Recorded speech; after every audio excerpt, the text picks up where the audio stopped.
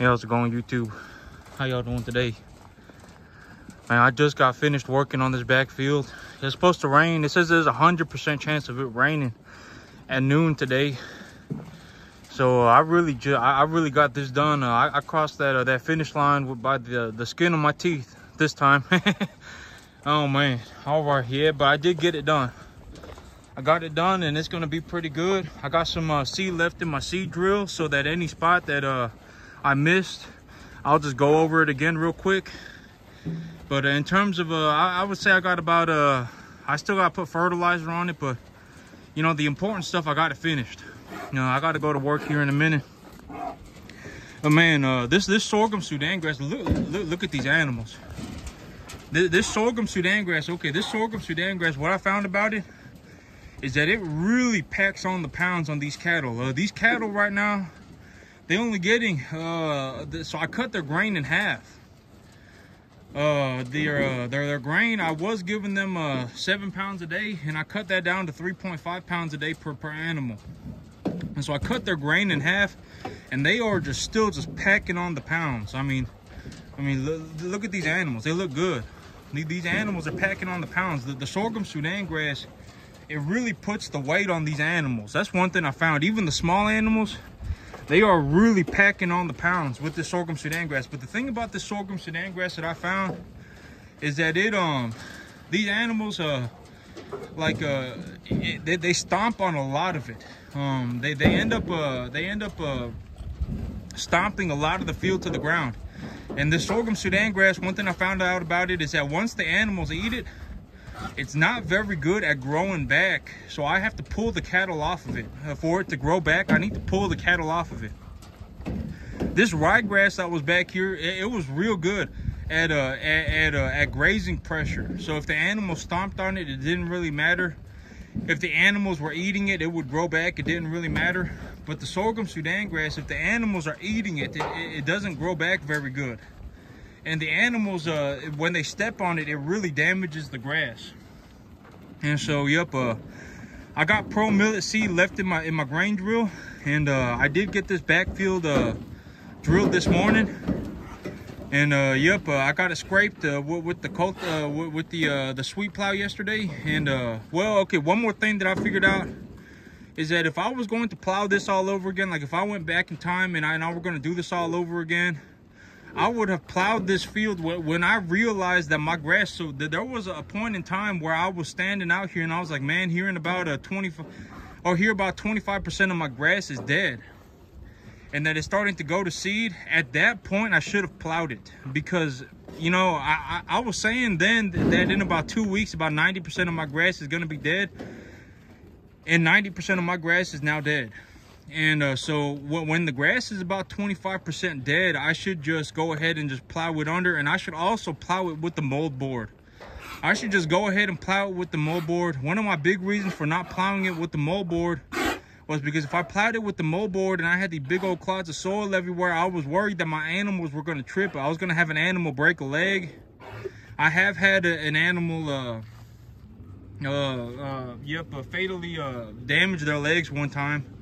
And I was like, man, I don't want these animals to breaking a leg. And I also didn't want to pull all that moisture out of the ground, because if I pulled a mold board through here and I plowed this up with a mold board, it would pull a lot of moisture out of the ground.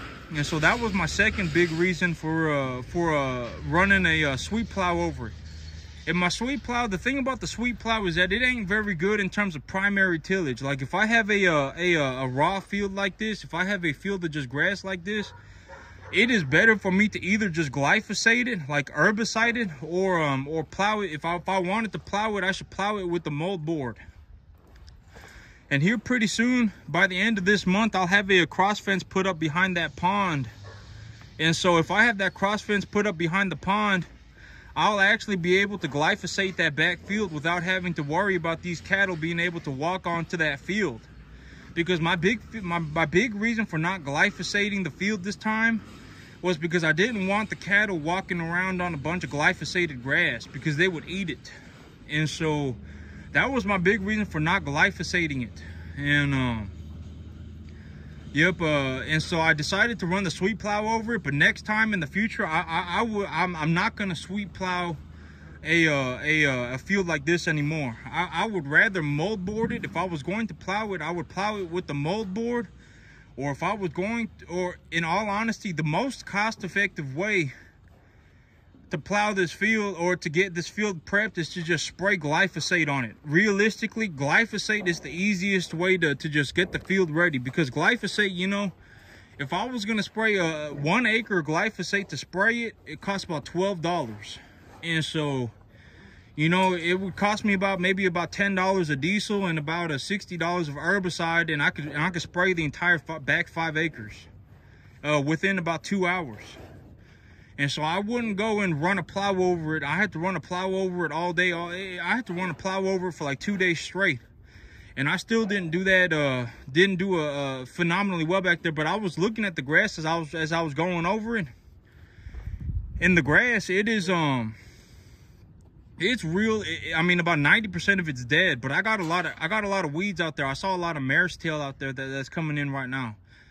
And so I would want to plow the field to get rid of the weeds. And if I wasn't going to plow it, I would want to herbicide it, because those weeds, they're gonna grow in, and they're gonna grow in real fast. I'm gonna go turn on the water for these cattle over here. But yep, I got it done, and I got it done good. And the grass is gonna be growing in. I'm supposed to get some good rain this week. I got to fertilize that front field too.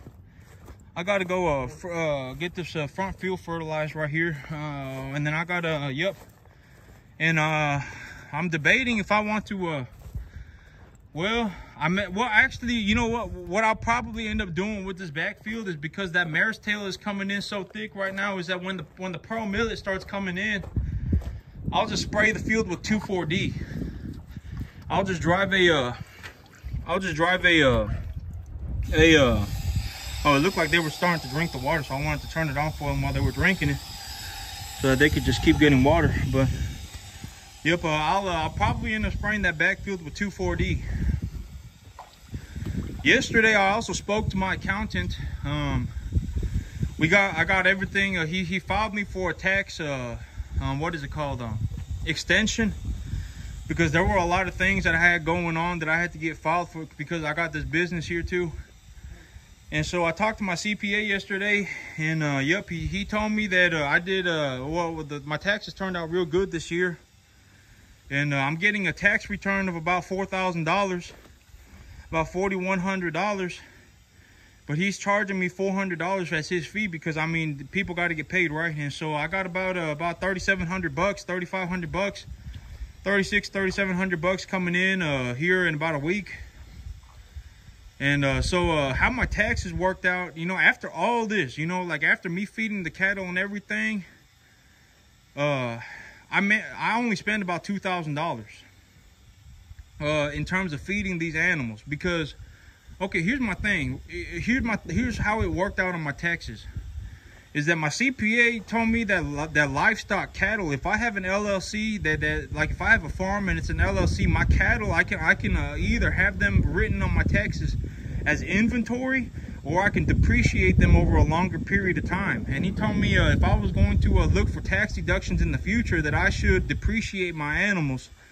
But if I'm looking to get the benefits on purchasing the cattle this year, or last year, or whenever I bought them, I should just file them as inventory for my business. And so these cattle and the livestock feed and the fertilizer and everything. And so if I didn't have this business, I would have actually owed money. I would have owed, I think I would have owed about $3,500 or something like that, or $5,000 or something like that.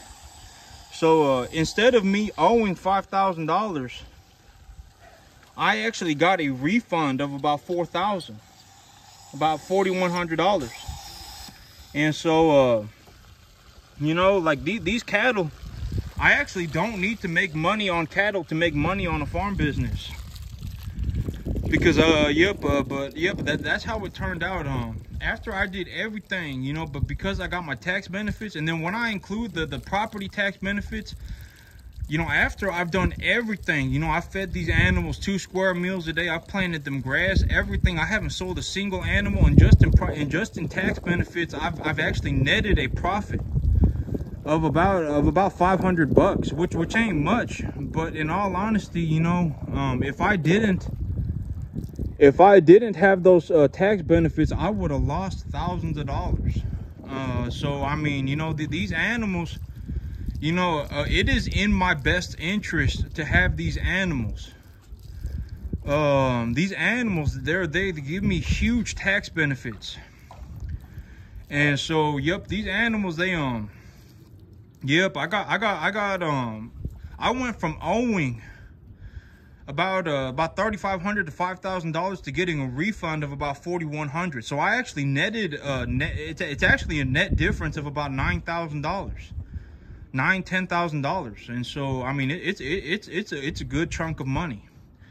And then when I sell these animals, okay, so here's my big thing, is that when I look at the numbers and the CPA explains, he told me how the numbers work in terms of a farm business and what I'm able to depreciate, and I'm also able to just write these animals off as inventory for my business. And so when the CPA, he was telling me about what I can do in terms of my taxes, and so it's actually in my best interest to reinvest everything that I make. So like if let's say on this farm, right, let's say that I have a maximum capacity of raising 200 animals a year. If I raised 40 animals at a time and I raised them in 3 months, or if I raised 50 animals at a time, if I raised 3.5 weight 350 pound animals from 3.5 to 5.5 weight over a period of 3 months, and I did that 4 times a year on 40 animals, that would be 200 animals a year.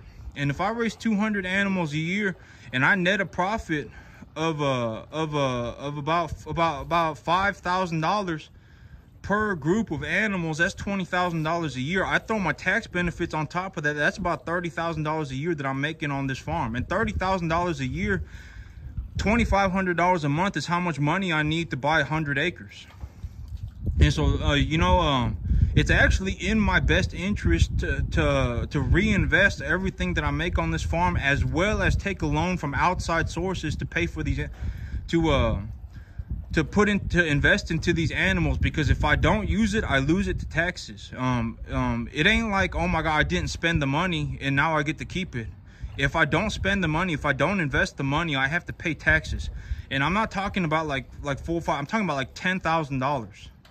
Well, I mean, I guess, you know, but because, you know, if I sell these animals and I make money on these animals and I get $26,000 or whatever, and I make whatever sum of money a year on this farm, and then I add that, I'm gonna have to pay like $10,000 in taxes. And so you know, like if I don't invest it, I lose it. And so but the CPA told me what I can invest into to get my tax benefits on this farm.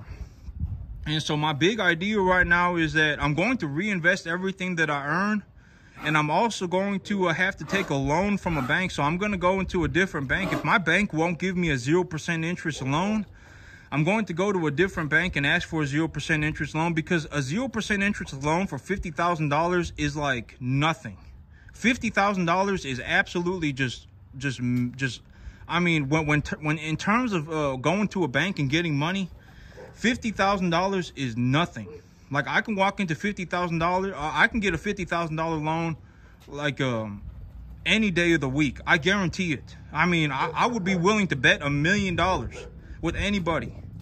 You know, I know that I can get $50,000. I would be willing to take a bet for $1 million that I can get a $50,000 loan, like today, if I wanted to. So $50,000 is nothing.